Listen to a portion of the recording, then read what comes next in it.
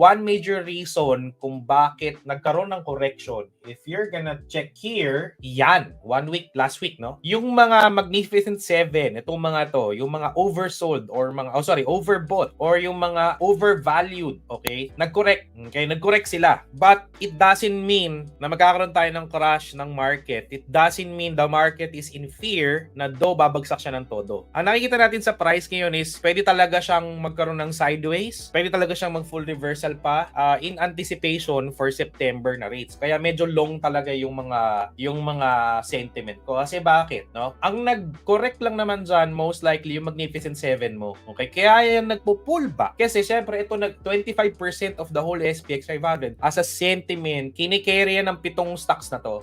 Sobrang dahil sa AI, dahil sa bullish na bull market, syempre ito ibobombahan nila. And aside from that, since Tesla is one of those stocks na malalaki yung market cap because of na mga anticipated earnings na sobrang bagsak niya, okay? At 7% last week. Bumagsak nun ng todo, okay? But here's the big but, okay? Na bakit pa rin tayo nasa bull market?